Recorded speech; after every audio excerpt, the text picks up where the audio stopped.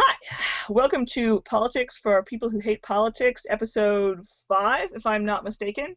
I have a slightly weird panel, but that weird is probably a good thing this evening. We have ever stalwart Joe Steigerwald, of course, my brother, who is an okay person, I guess. And we also have Michael Tracy, who is a correspondent for Vice, and he's also written some stuff for the American Conservative and The Nation and Reason and other good stuff. So it's exciting to have him here. He's not officially libertarian, but I won't label him anything else because that would be, but we like him anyway. And we also have Joshua M. Patton, a Pittsburgher who I know in real life, and he wanted to be introduced as a writer for the internet, which is an incredibly vague introduction, but an accurate one nonetheless. Thanks for being on the panel tonight, gentlemen, bearded gentlemen. Thanks for having me. Hello. Okay, we had I had tailored my half-assed schedule a little bit more to some more libertarian-centric topics, but it's probably better to branch out a little. Like, I was going to talk about how Ron Paul's totally going to be in the final chapter of the Atlas Shrugged movie, which I haven't ever read or seen any of those movies, but that's still funny. Talk about a trilogy, right? Yeah, it's a really long book, and they recast it every time, which is super weird. And it gets horrible reviews. Yeah. It'll be an embarrassment to everyone. I kind of want to watch it for Ron Paul, though, and for many jokes about how it's happening. .gif. But that's not important, right? I mean, it is important, but it's also not. We could talk about depressing things like Obama sending advisors to Iraq, because no wars ever started with sending advisors to a foreign country. But we could talk about something a little more of an optimistic and good thing, which is that last night the House passed what looks to be a better step towards NSA reform, such as it is, than the very toothless USA Freedom Act that passed, I now forget when, like last month or so. And the new thing is actually intended to, which hasn't passed in the Senate or anything like that, but it's intended to cut off funding in the NSA's efforts to make various technologies. Michelle Montalvo, better late than never. Hey, I'm on my phone. We're doing it live, ladies and gentlemen. All right, well, at least I'm not the only one without a beard. Michelle, Are we live right now? We are. We have no viewers, though, so I wouldn't worry about it. Oh, wonderful. Okay. Michelle Montalvo, meet Michael Tracy and Joshua Patton. Hello, Michael and Josh. Hello. All right, I got one more libertarian to back me up here. Well, anyway, gents and lady, NSA reform. It also I'm all over the place today. This is. I'm gonna leave now, Lucy. This is unacceptable. All right, NSA reform. Okay, here's a really wide question not related to the bill, in case we haven't been paying attention, or like me, can't retain enough information to talk about it without having an article in front of us. Is NSA reform actually a thing that's happening? And even if it does it actually matter? Because won't the FBI and the DEA and local police just spy on us all anyway? So, is it possible? And if so, how would we go about it? Give me some words on the NSA, ladies and gentlemen. Well, I mean, I definitely think the tech industry has coalesced very strongly behind at least putative reforms. So you've seen, massive PR campaigns waged by Facebook and Google and others to kind of get to marshal industry support behind these things. So you'd have to think that the measures therefore have some degree of weight to them if these huge economic players are deploying so many resources behind lobbying for them. So I think that matters to a degree, but there are just so many. I mean, law enforcement across the country is just so disparate and disconnected that it's hard to have any kind of comprehensive analysis of what kind of surveillance they're implementing. So it's wholly separate from whatever reforms happen on the federal level. Right. Yeah. I mean, that's part of the problem is just the setup of our government itself. With you would need state and federal reforms. But I mean, do you guys have any sense of what the best angle is to try to stop this? It's one of those things where I feel sort of immediately exhausted, like immediately pessimistic about the chances of fixing this. Kind of like whenever war drums start, and I'm like, well, if you're going to war, you're going to do it, and there's nothing I can do, which is a bad attitude, but.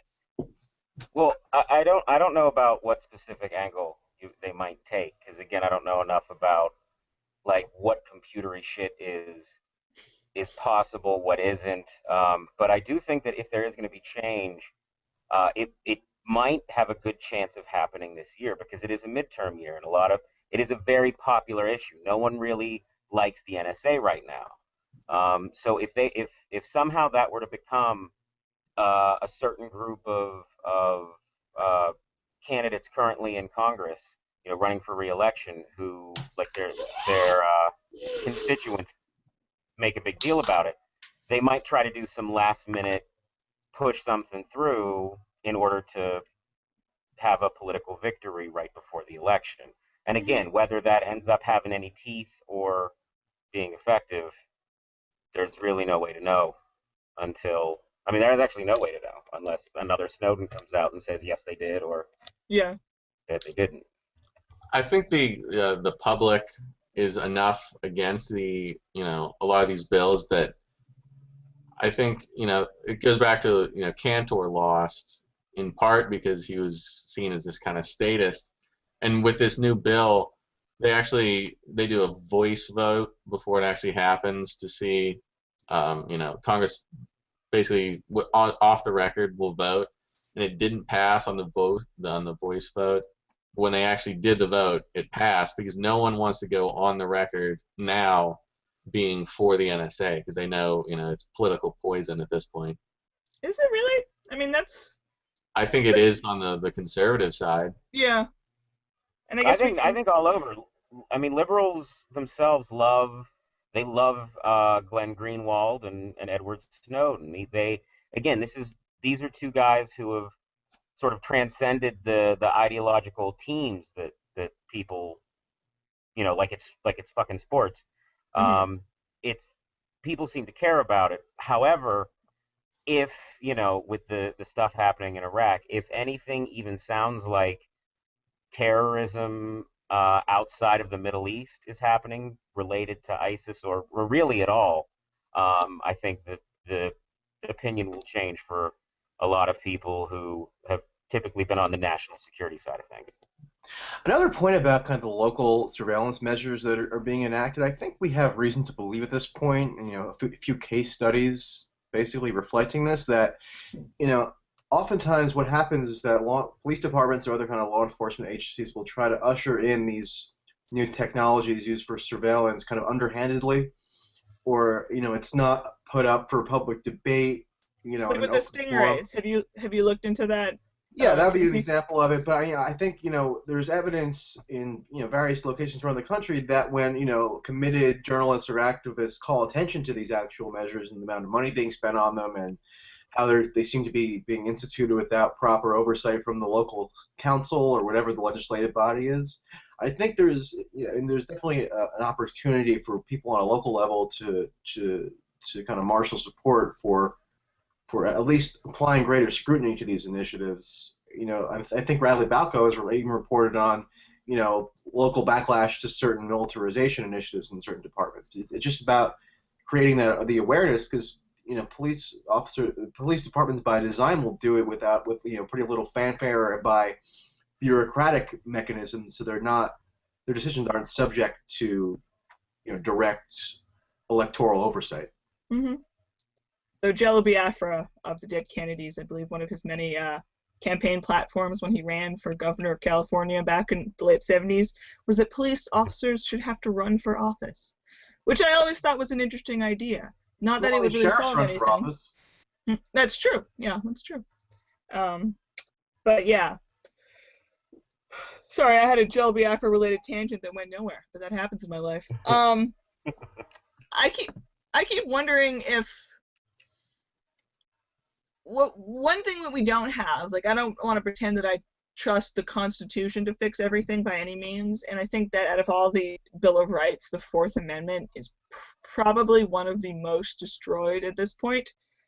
But part of the problem is that so many of our laws have not caught up with our technology. So many of our computer laws that are used to legalize spying have not caught up.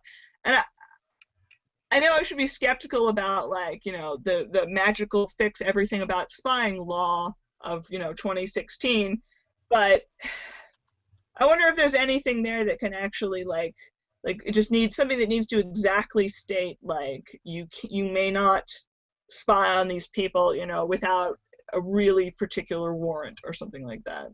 But I mean, I don't, it's just something really basic without the caginess, without the sort of, oh, well, we need more loopholes for this loophole and that sort of thing. I mean, I don't know. would you really trust the government to actually enforce itself regardless? Oh, I mean, if they can get away with it, they're going to get away with it. That's why, hence the pessimism. Right. It's hard to conceive what a simple law or directive like that would even look like, because there's just so much case law already on the books governing what kind of surveillance is allowable and when. You're right. Yeah. That and that you can't overturn it with even one decision because it's so kind of multifarious. Mm-hmm. And you'd probably really have to. The only fix would be to totally cut off the budgets of pretty much as many agencies as you can. That's why doing it approaching it from a local standpoint is useful, because you can actually narrow down, what mechanisms are being put in place to carry out the surveillance, and you can more kind of directly trace the origins of it and take action that way, rather than trying to kind of come up with a holistic remedy that probably wouldn't be applicable in so many instances. Yeah, that's probably true. It just seems like it's. I was just hoping for some kind of easy fix. No, we're screwed. I like some of the weasel moves that have been at least theorized, like that they should cut off the water for the ginormous NSA compound in Oh yeah, Utah, where, like, in about 12 hours their computers would overheat, and I assume the place would burn to the ground. Environmental activists on this one? They finally have a role to play. They can't step up. That's true. I saw a tweet this week from environmental activists, or someone of that orientation who was were planning on doing something like that. I think there are environmental leaning people who had that in the works, but that could just be me conjuring up a false memory. Possibly. Yeah, I know, like, the 10th Amendment Center, I think, in California was talking about this. People who were trying to, who are not environmentalists, clearly. So we're all doomed. Got it.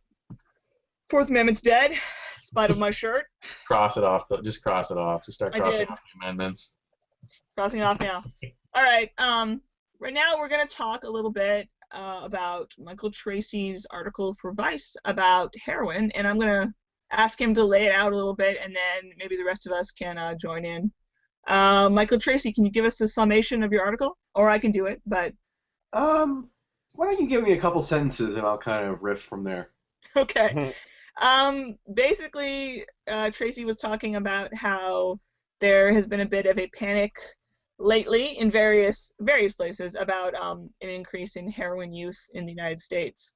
And in other places, they have theorized that this increase might be due to crackdowns on prescription drug abuse, because if you can't get your opiates one way, you're going to get them another. But basically, Tracy heroin panic. Why is this silly? And is there actually an increase in heroin lately in the United States? Yeah. So one of the contrasts I try to bring out in detail is that we have this kind of sense, at least in the journalistic kind of realm, and especially in the libertarian-leaning realm, that there's been a consciousness shift on drug policy, and that people, especially of our generation roughly have achieved this kind of enlightenment with respect to the epic and endless failures of drug prohibition, and that going forward we're going to take on a more compassionate, treatment-based approach and move away from carceral punishment, which everyone knows from every political persuasion now pretty much agrees is swell the prisons at enormous expense and not produce anything good and just wrought untold misery on the populace. So everyone agrees that it's terrible, and yet we have right now, even in just the last week, it's been amazing, following this, a number of really punitive criminalization measures that have sailed through state legislatures in Jersey, New York. New York in particular had a big to-do over this past week with Governor Cuomo coming out and supporting it. So it just, just broadly, it seems like there's, we see the signs of the emergence of this hysteria that has very distinct echoes of drug scares of the past, like crack in the 80s, heroin in the 70s, and those scares, manifested ultimately in horrible public policy. So the point of calling attention to this now is to kind of preempt some of the wrong-headed policy that seems to be seeping its way into inaction. And one of the ways that this, and I also go into the piece, these policies are generally justified by proponents on the basis of there being a, quote, heroin epidemic in the country, which is always vaguely defined by people who are referencing it. And also that, we need this to help us to save the children, the classic trope. Always. Right. But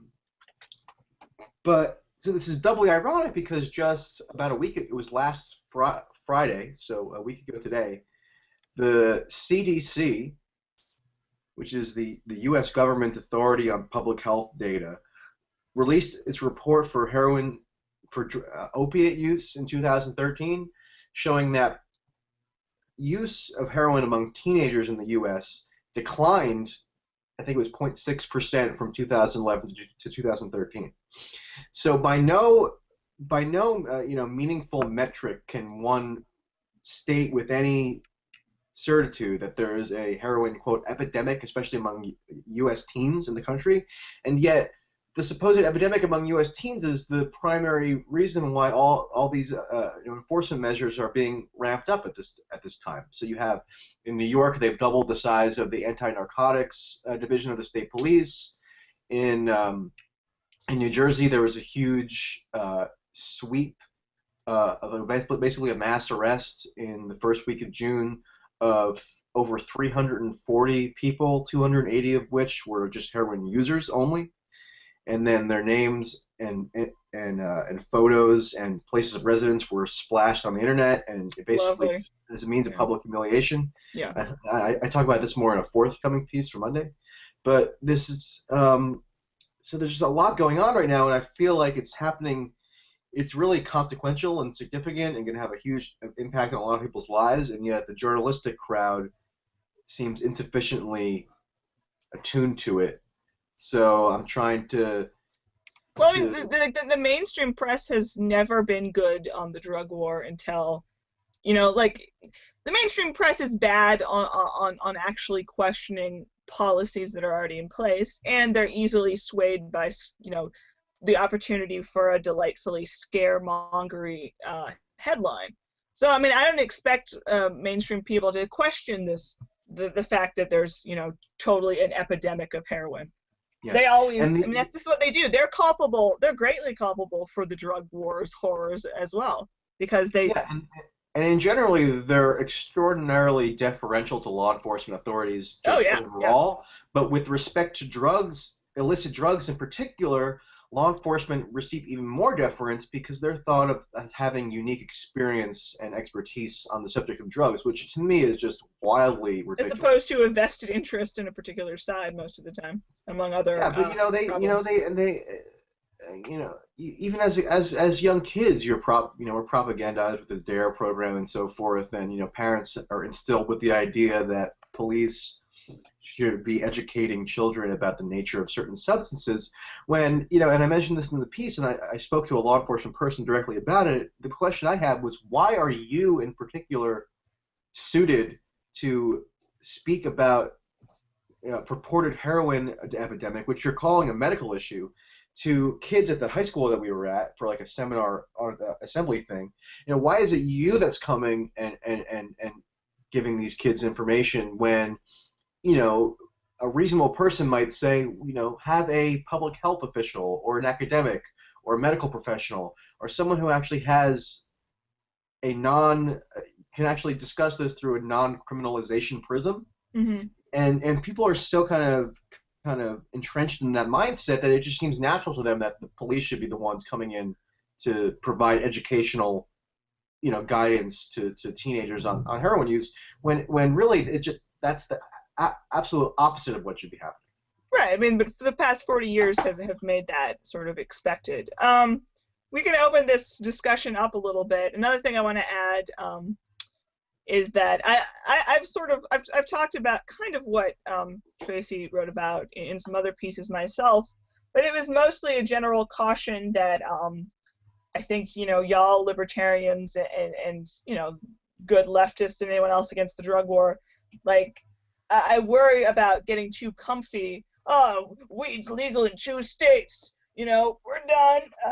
Sitting back, and not only is it not over for the people who are still in prison for reasons they shouldn't be, but it's not over in 48 states about weed, and it's not over about the harder drugs that some people are much more uncomfortable, defending. Yeah, it's going in the opposite direction. Yeah. Yeah, I think that's why. I'd be curious just to know if anybody has just any broad reactions to my soliloquy then, or if they have any kind of input or any of their own experiences that relate to it. Well, I remember back when Philip Seymour Hoffman died is when I started noticing a lot of heroin epidemic stories. Mm-hmm.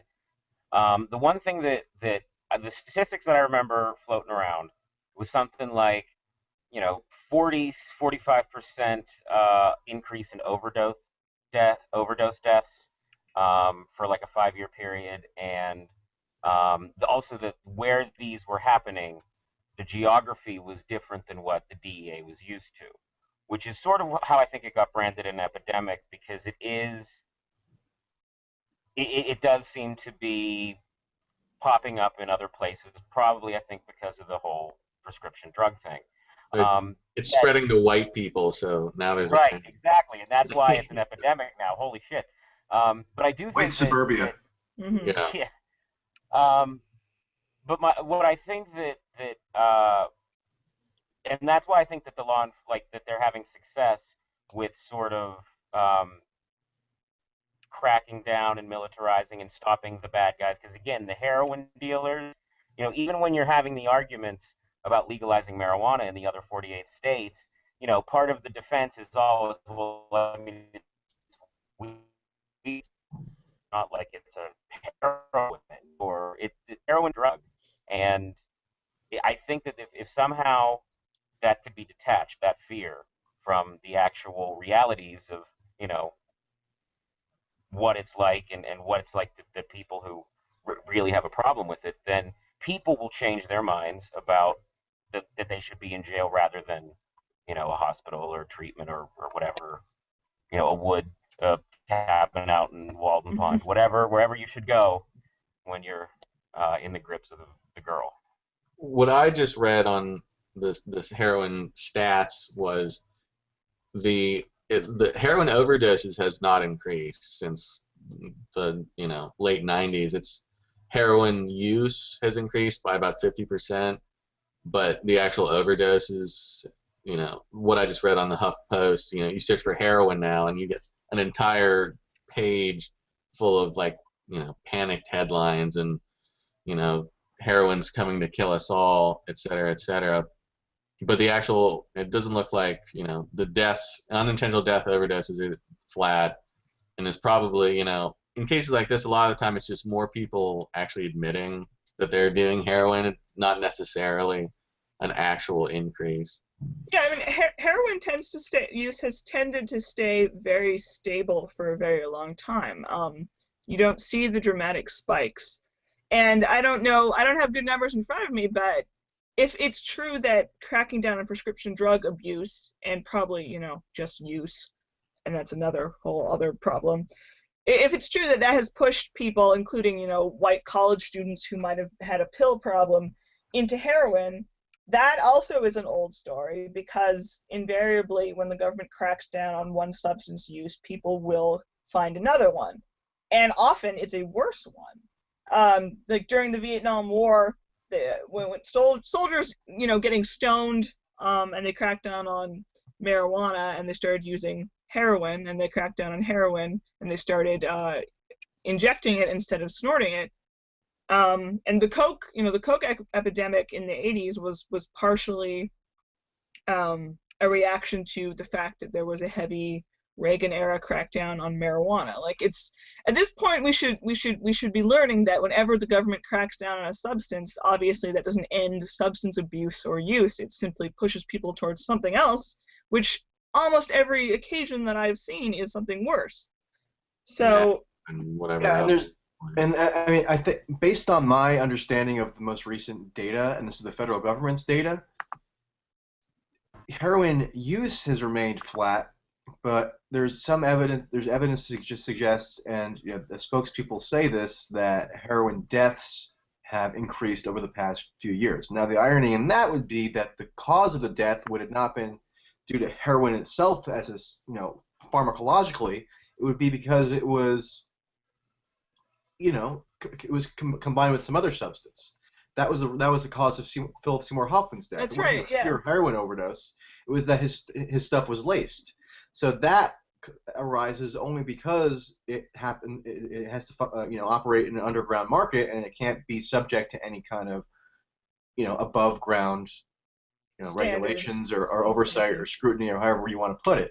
Mm-hmm. And I think the Philip Seymour Hoffman thing is interesting, and I mention it in another piece coming out next week, because I think it kind of typifies how people approach this issue, which is that they kind of collect a series of anecdotes about what's going on, and they form their opinion based on that, which is a very common human impulse. Mm-hmm. But when you're talking about public policy responses, to have your kind of view informed so heavily by anecdotal account of a celebrity dying, and then a law enforcement officer gives his anecdotal account, and then you talk to somebody else whose cousin died from it, and it becomes this like self-reinforcing bubble where people kind of it's a loop, and people now have such these staunchly held beliefs in the existence of a heroin epidemic, and no amount of data really could dissuade them from it. So thus, they're a little more likely to support wrong-headed public policy. And there's also another problem that the data is all coming from the government. Mm-hmm. So, and because there's no really other entity that can collect data on that scale, or at least does collect data on that scale that I've seen. So, even by the government's own data, there's no heroin epidemic among teens. And but that aside, there's such little uniformity among the sources of data that it just kind of calls into question whether we trust the methodology of these sources enough to be making public health pronouncements based on, or there's a lot of there's kind of there's a problem with that as well. So there's more to touch on. Yeah, oh, sorry, go ahead. I was going to say, going back to what you said before about one cracking down on one thing causes another. The government knows, they have the data, even if it is faulty. They know that they've been cracking down on prescription pills, and as prescription pill use has dropped, the heroin use has increased basically in kind. Mm-hmm. So it's just one of these things. They know how it's working, why it's increasing, and yet they're still going to come out with these stupid wrong-headed policies, which is just going to send them to something else, be it meth or crocodile or whatever else. Yeah, and speaking of overhyped drug terrors, crocodile was another great one. That one disappeared quick. Yeah, and that existed because people couldn't get their drug of choice in Russia as well. It's the same old shit all over the world. And what pisses me off about the drug war is that suddenly it's become socially acceptable among mainstream politicians to dip a toe into legalization, medical marijuana, or maybe a little less, ridiculous police state shenanigans. But they're still going to take forever to turn around on this. See, And we're still going to... Oh. Well, I was just gonna say, I don't think that anyone ever really turned around. I mean, you had the Bush years, and people just it's a political issue, of course. So Bush's DEA, they were raiding the poor medical marijuana stations, and that's messed up. And then The Wire ended, and people were, and people loved The Wire, and it was about the drug war. And then you get Obama, who's like, yeah, the drug war is bullshit. And then he comes in and he does the exact same stuff. And now the Republicans, because it's politically convenient for them, are, damn the drug war. Not because they want to legalize drugs, but because, they want to stick it to Barry. And that's the problem. No one actually cares about the prohibition part. I mostly agree. Yeah. An interesting trend and an interesting rhetorical trend among the Republicans specifically, and I think Chris Christie's a good emblem for this, just because he's considered at the forefront of Republican kind of discourse, is that they've kind of come to accept that railing on social issues, quote unquote, namely gay marriage and abortion, is not always the winningest electoral strategy.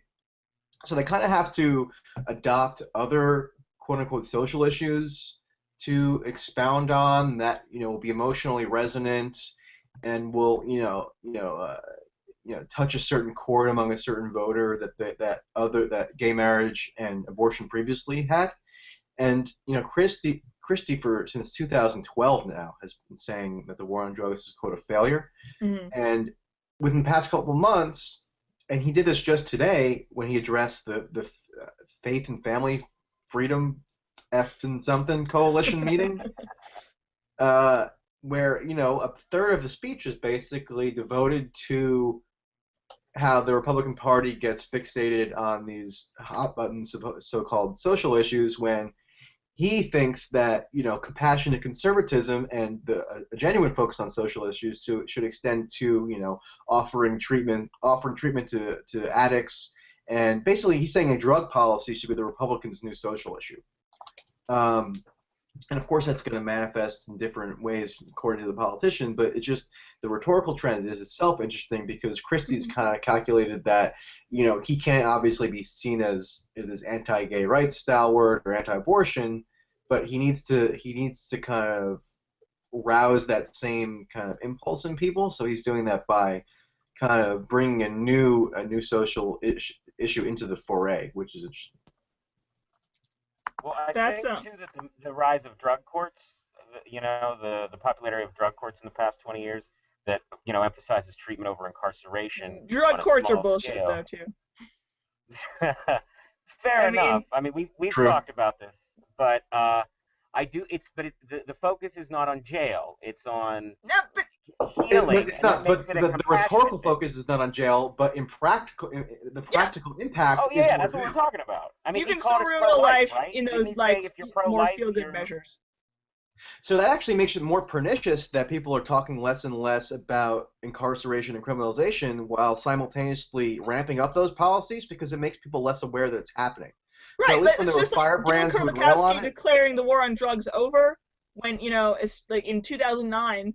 Let's not call it the war on drugs anymore. The war on drugs was, the war on people, the war on poor people, the war on black people, the war on fuck all y'all if you get caught would be slightly more accurate.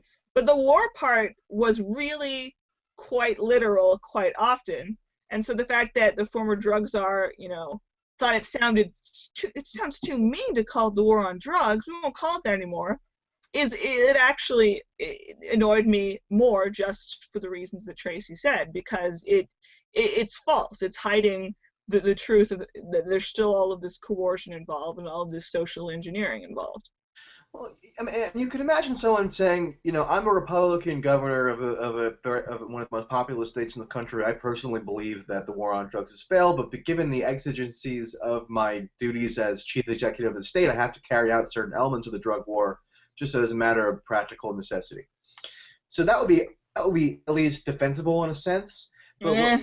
but in terms of but not if you're simultaneously ramping up drug war initiatives. Because Yeah, I mean, yeah. Christie could be like maybe trying to blunt the emergence of more of them, but what he's doing is now authorizing, police initiatives to round up users, put them on the internet, and subject them to public humiliation and arrest them. I mean, that's not that's the total opposite of what someone who would genuinely believe the drug war had failed would do. Absolutely. The public Well, wait, no. humiliation angle is also But I mean, other common. police departments are doing that because they're for whatever reason, law enforcement feels like it needs to be on fucking social media, and I don't understand it because it And they never do so works poorly out at well it for them. too.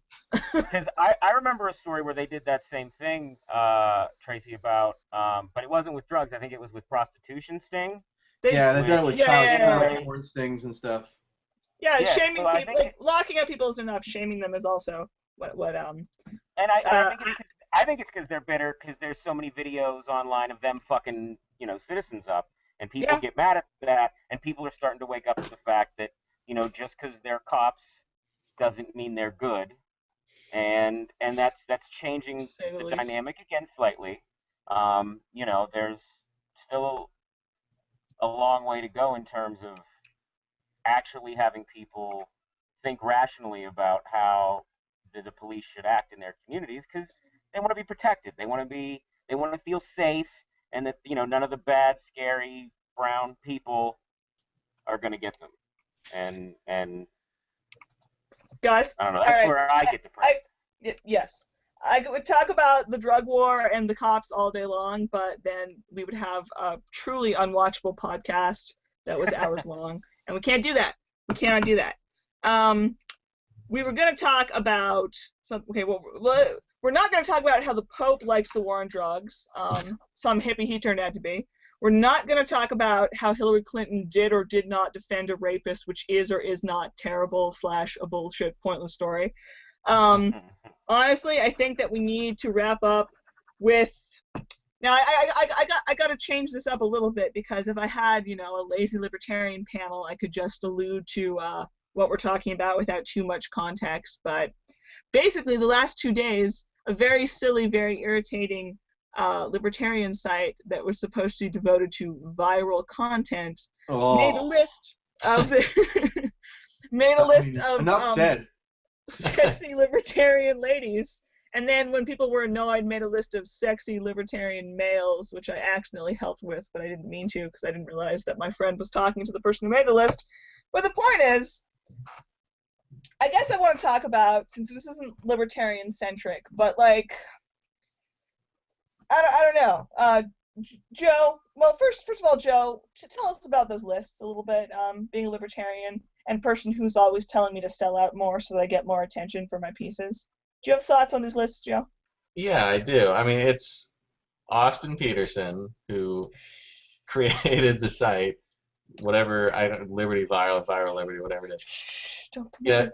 he's smart. The problem is he's really smart about this, and he knows how to get people to do things for him. He makes this list of the 20 best-looking libertarian females, and he knows they're all gonna retweet it and post it on their Facebook wall, and then there's gonna be a lot of haranguing and harumphing amongst the other lady libertarians who didn't make the list, and it's gonna be a huge thing, and I'm sorry, I'm good. he knew it was gonna happen, and it worked out exactly like he wanted to, and his before failing Liberty Viral site probably got its most hits ever because Well, people like Kathy Reisenwitz and Michelle Fields took the bait. I mean, it was too obvious.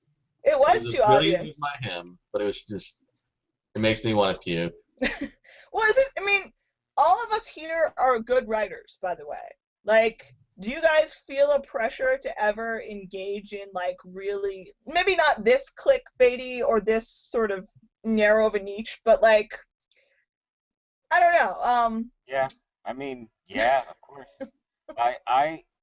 the one good thing about the libertarian community, it seems, is that you guys do look into each other. So there is kind of a built-in following, not built-in, but like it's a community. Whereas the rest of us who write just regular shit, I mean, every day I have to think, what's the most fucked up headline I can make that people will click on and share, be like, how dare they, and then read an actual reasonable article and be disappointed and let down.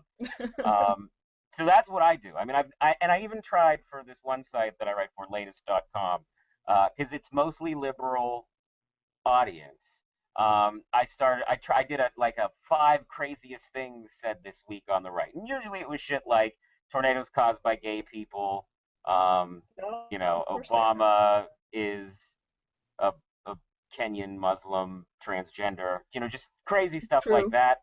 Thinking it was straight clickbait. Like I was giving these people, the best thing to do is to ignore those people, and they were some of my more popular pieces in the beginning. I've stopped doing it because I don't fear for my job as much as I used to. But I mean, it's just the thing is, and I've been calling it. I tried to call attention to this 2 years ago or so, and was told basically to shut up by a number of people. But I kind of prophesied that the quote-unquote BuzzFeedification of the internet was at that point already underway, and we see it now trickling out into realms that we would not have predicted even 2 years ago or a year ago, to the point where now that you have a libertarian group emulating the list kind of vehicle for click generation, and it's just causing controversy. But the other thing is that, like, the libertarian community, quote unquote, and I hate that word, community, but the libertarian community is very notoriously kind of inward looking and always trying to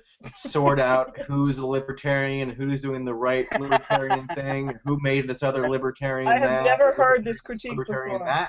that. Whereas I think on the left, there's less of this obsession with, or at least on the putative left, there's less of this obsession with who ascribes to what kind of ideological label, just because in the past there's so much sectarian infighting on the left that they've kind of renounced that style of infighting.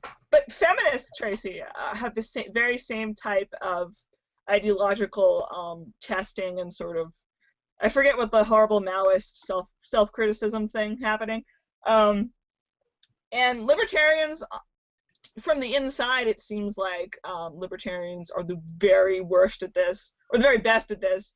And because they, have so little success in the real world, the fact that they spend any time on this at all is sort of, particularly embarrassing.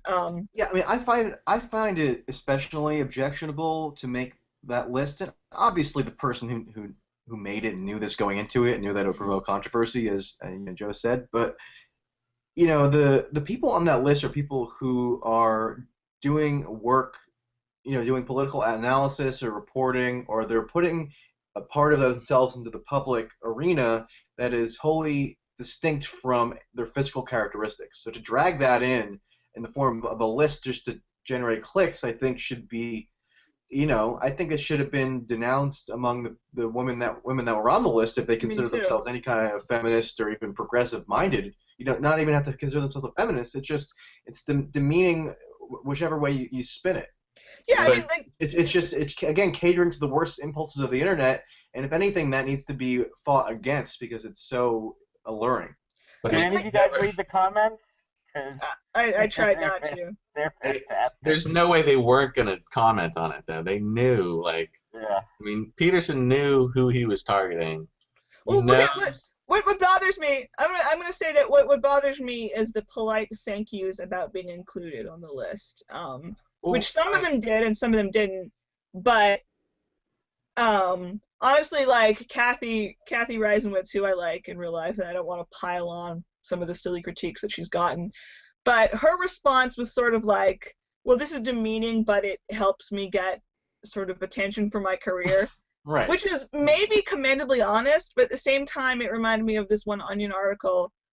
Everything a woman does now empowering, and talks about how shopping and gaining or losing weight, or like doing everything a woman does is now empowering, which is like a really brutal critique of third wave feminism, where yeah, choice is top tier and should be for a libertarian in particular, but like, does that really end the discussion? And if so, what's the point? It's like when I read a Jezebel article that basically defended plastic surgery for any reason whatsoever.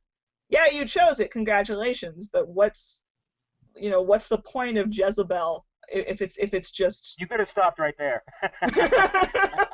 I think libertarians talk a lot about wanting to be more inclusive and wanting to penetrate different demographics aside from just white people who tend to be the ones that comprise 95% of the attendance of their conferences, if not more. So I think the fact that this kind of stuff, so this if this happened among like in feminist circles on the left, it would have caused a huge uproar. There would have been like Twitter ostracizations. People would have, there would have been long, reflective think pieces written on what happened, etc.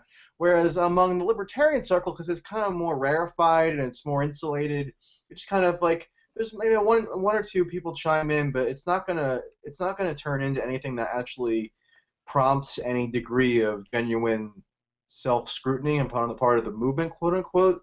So I think it's kind of I think the dynamics at play there and the fact that people are kind of to consider it acceptable or justifiable to basically, I don't like tossing around the feminist buzzwords that much, but, it is an objectification of women to say that they're hot and they happen to be libertarians. Like, here's a list.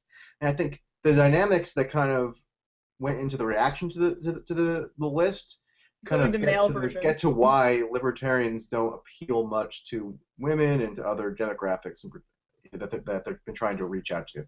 I mean, from what I saw, the men were a lot more upset than the actual women who were on the list.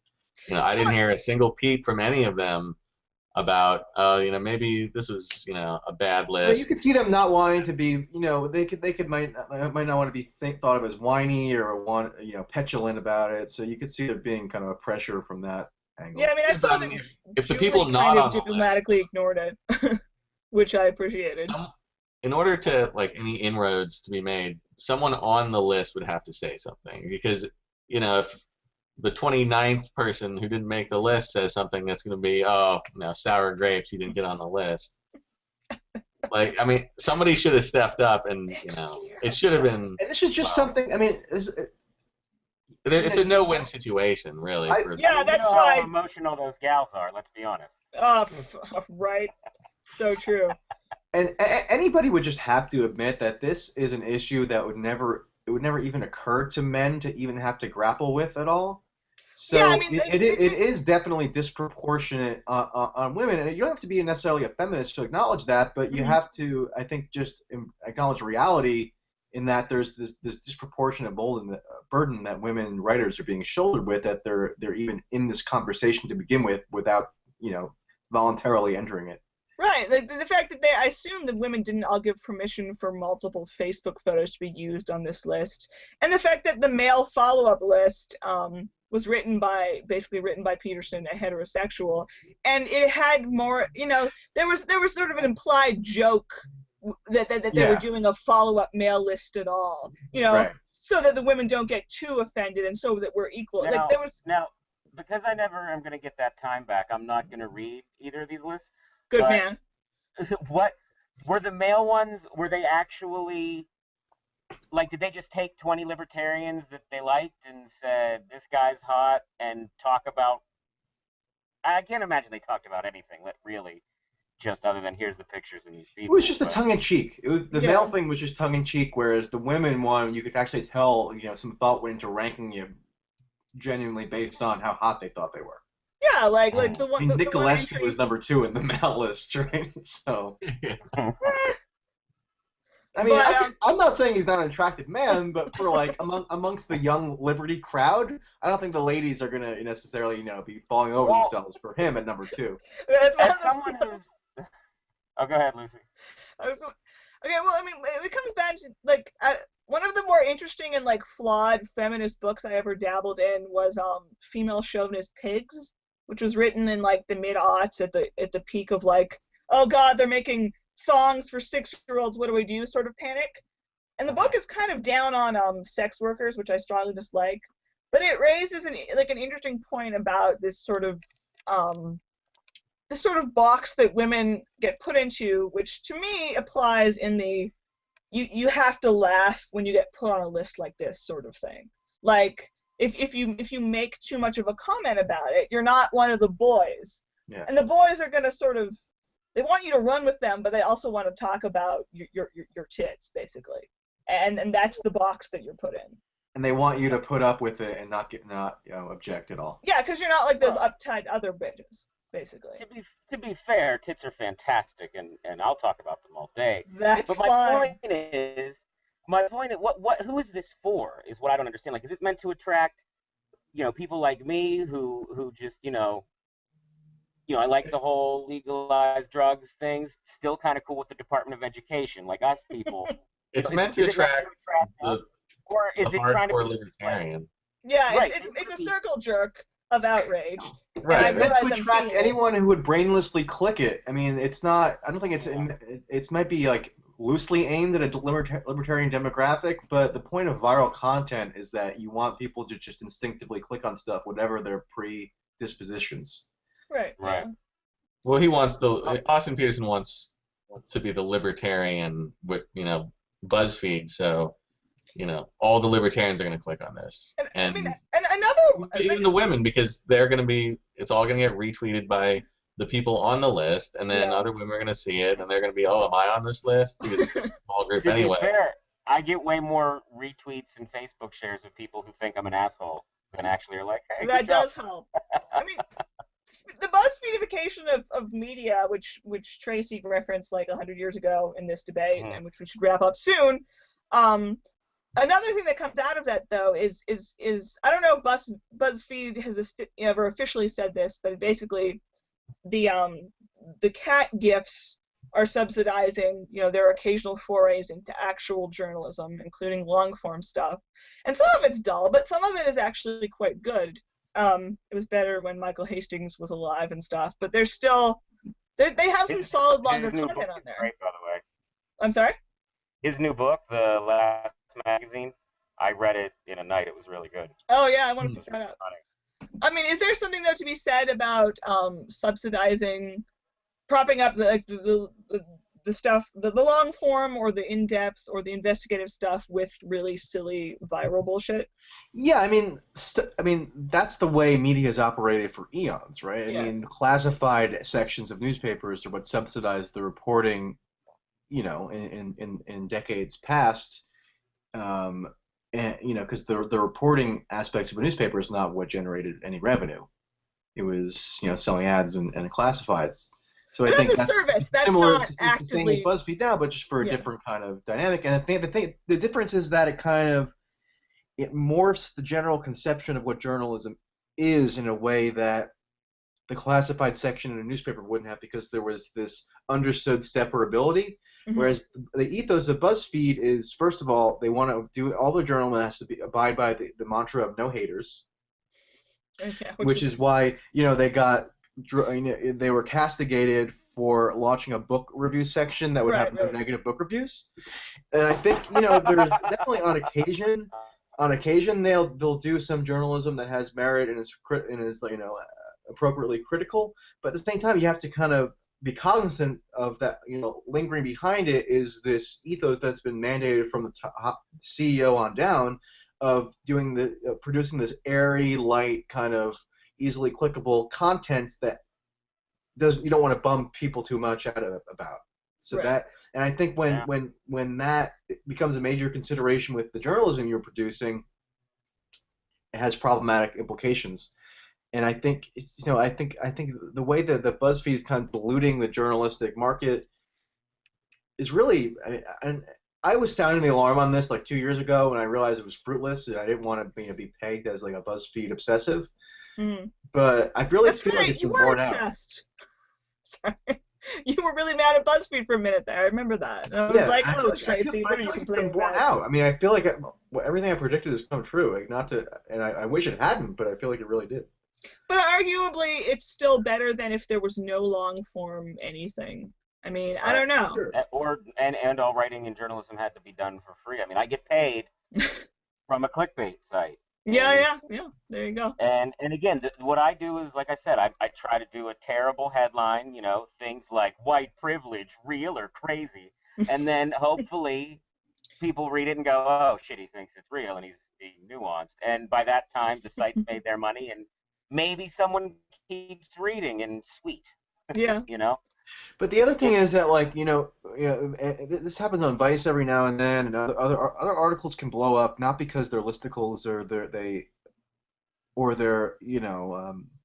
a funny gif or they have a stupidly sensational headline. It's because they're actually good content, Mm-hmm.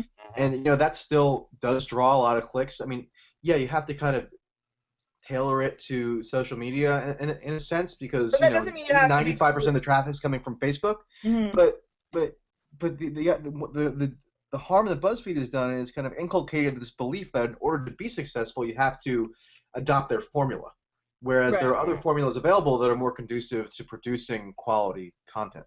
Yeah, like the day that GIFs started being put in the content of other blogs, like on what am I thinking of? Like The Gloss, which is sort of a Jezebel-esque but sometimes less annoying lady blog, and it's like and like Jezebel also, like any kind of even like glossy other stuff where they put GIFs in the actual body of the piece, and it's expanded into other places. That was a bad sign to me, because again, if like a BuzzFeed list that is truly just like a bunch of stupid GIFs and 2 sentences, at least you know exactly what that is. When The other that thing about creeps into more text-heavy stuff that also like needs a GIF in it, that starts to annoy me. The other thing that what part of what was informing my critique back in the day of BuzzFeed is that I kind of discerned. Sit back, Tracy. We don't want to see your forehead. Yeah, what I discerned was that they were kind of personifying the objectivity doctrine, but for a new tech-savvy generation, right? So they're not supposed to come down on either side of a political issue. They're supposed to remain impartial. They're focused on the virality of their content, and that's paramount. So they have to. It's an offshoot of the New York Times objectivity, but just marketed as fresher. Whereas that actually makes it more pernicious because you're kind of popularizing it among a new demographic who might think that they've transcended the old kind of stodgy objectivity of the past, but in reality are just kind of affirming it in another incarnation today. But Right. objectivity is also bullshit, guys. Right? I mean, Oh, Right, that's Lord, right. that's a whole other thing, guys. Right, that's Yeah. the point of my criticism. That it's Yeah, both- we should. yeah, God, we should producing start an content. entirely media sassing based podcast. That would actually be really good. call it. It I'd can be be called available Lucy for it. Steigerwald talks about the media, and what she says will melt your heart. No, it won't be called that. Joe, do you have final words on this? And I'm going to wrap up. It's been. It sounds like I've hated BuzzFeed for not even as long as Michael Tracy, so that's impressive. I'm glad that there's someone else out there who also feels the way I feel. I mean, it literally, I refuse to click on it. I refuse to get to it. I hate Andrew Kaczynski. I hate Ben Smith. Like, they're literally, it's like they're. I'm gonna get in trouble. With We're all gonna dead get in cat trouble, it's gifs. fine. Like, I mean, it's fine. It's the future of news, but We're all doomed. Yeah. it's our, it's people's own fault. We're the ones They have clicking on so it. much money, it's unbelievable. Yeah, Yeah. it is people's own fault. And Well, I mean, honestly, like the most optimistic thing, like takeaway from this to me might be that you could sneak in a solid piece underneath a sort of there is good headline. stuff on it. But I don't want to do that either. Like, I legitimately am going to fail at journalism because of how much I don't want to have a headline that tells you how you're going to feel about what I wrote, or actually like hides the content of the piece upwardly Right. style instead of like enlightens what you were. Like, I can't do it. That's Like, I why can't. I'm glad when It I drives me don't insane. have to write headlines. Yeah. With- Yeah. Another You guys problem with seen Clickhole BuzzFeed. yet? What's that? Clickhole, the Onion. That thing's it's so masterful. good. That's masterful. America's been crying out for Clickhole. It's a Yeah. national treasure. That so is good. an amazing tagline. That sounds incredibly dirty. On that note, I really think that we should probably wrap this up. The final thing, This is like our longest podcast ever. We have this is terrible. What form is this going to be available in? Like, how do people consume? We talk about that later, Tracy. All right. Okay. The final thing is, of course, Better Than Politics, which sometimes is the longer segment, but today I literally just want to hear one or two things, like a couple sentences, what you've been enjoying in the past week that is not related to politics. I basically have just been listening to Old Crow Medicine Show bootlegs and rewatching Game of Thrones with my mom. Joe? World Cup. I don't care about any of the politics. I don't care if they destroy the Amazon rainforest. I'm still going to watch it. That's a bummer, but okay. Josh? Anything? Yeah, this week, for whatever reason, I've been watching a lot of, like, dolphin and whales are intelligent and emotional videos nice. On YouTube. Cool. Fantastic. I also recommend octopus videos because they're awesome. Tracy? All right. You know, I've enjoyed the unseasonably cool June weather, at least in the New York area. Because yesterday, I think, was the first day where you walk outside and you had a sense, okay, I could see this being unbearably hot if I stayed out here too long. But every other day in like the past week, it's been a very, very nice weather combination that I feel very grateful for, and that's not politics related, unless you're talking about HARP and weather control and so forth. let's bracket that. That's another. I'm actually going to do a conspiracy panel at some point. It's going to be awesome. All right, guys, that was a ridiculously long panel, but it was a really good one. We had Michelle briefly. I forget if she said anything, but she still was here for a while, looking stoic. All right, Joe, Josh, and Michael Tracy, thank you very much for joining me today. Oh, wait. All right, we've gone so long. You know what? Quick, plug your content. Josh, where can people read your works? Go. Latest.com and issuehawk.com. All with sexy. one word.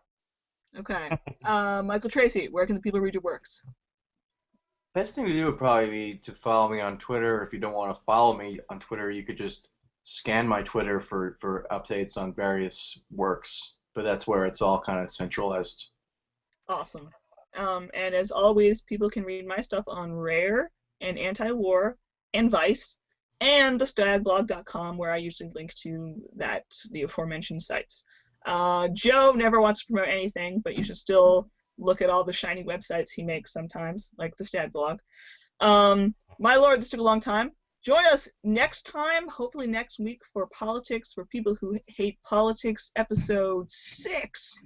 This panel is too long. Thank you, Joe. Thank you, Josh. Thank you, Tracy. Bye, everybody. Ever started with sending advisors to a foreign country. But we could talk about something a little more of an optimistic and good thing, which is that last night the House passed what looks to be a better step towards NSA reform, such as it is, than the very toothless USA Freedom Act that passed, I now forget when, like last month or so. And the new thing is actually intended to, which hasn't passed in the Senate or anything like that, but it's intended to cut off funding in the NSA's efforts to make various technologies. Michelle Montalvo, better late than never. Hey, I'm on my phone. We're doing it live, ladies and gentlemen. All right, well, at least I'm not the only one without a beard. Michelle, are we live right now? We are. We have no viewers, though, so I wouldn't worry about it. Oh, wonderful. Okay. Michelle Montalvo meets Michael Tracy and Joshua Patton. Hello, Michael and Josh. Hello, hello. All right, I got one more libertarian to back me up here. Well, anyway, gents and lady, NSA reform. It also I'm all over the place today. This is. I'm gonna leave now, Lucy. This is unacceptable. All right, NSA reform. Okay, here's a really wide question not related to the bill, in case we haven't been paying attention, or like me, can't retain enough information to talk about it without having an article in front of us. Is NSA reform actually a thing that's happening? And even if it does it actually matter? Because won't the FBI and the DEA and local police just spy on us all anyway?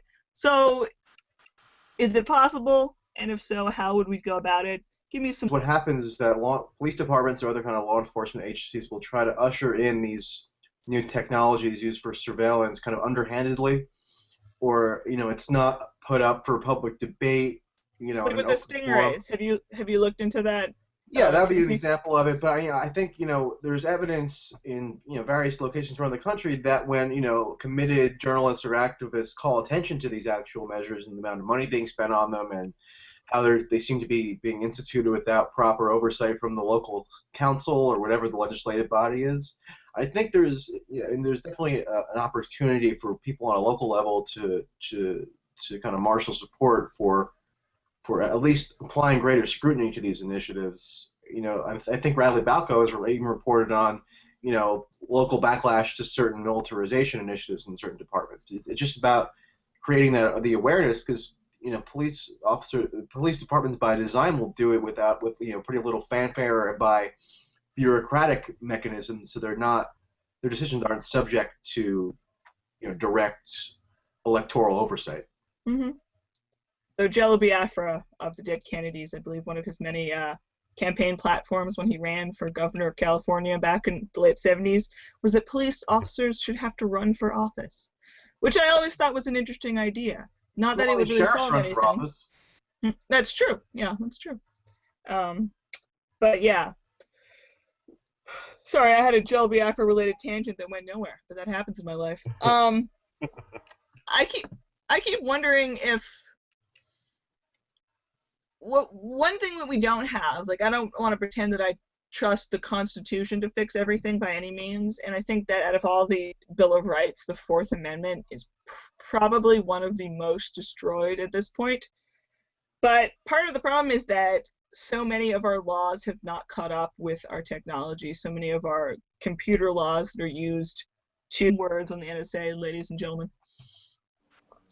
Well, I definitely think the tech industry has coalesced very strongly behind at least putative reforms. So you've seen, massive PR campaigns waged by Facebook and Google and others to kind of get to marshal industry support behind these things. So you'd have to think that the measures therefore have some degree of weight to them if these huge economic players are deploying so many resources behind lobbying for them. So I think that matters to a degree, but there are just so many.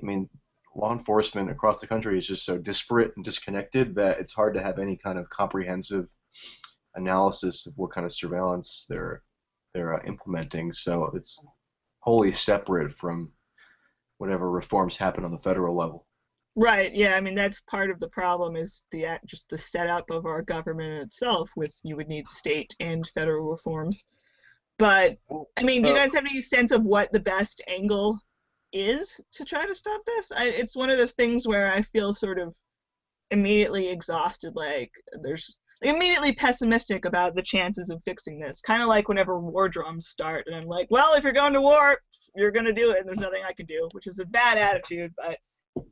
Well, I don't know about what specific angle they might take, because again, I don't know enough about what computery shit is possible, what isn't. But I do think that if there is going to be change, it might have a good chance of happening this year, because it is a midterm year, and it is a very popular issue. No one really likes the NSA right now. So if somehow that were to become a certain group of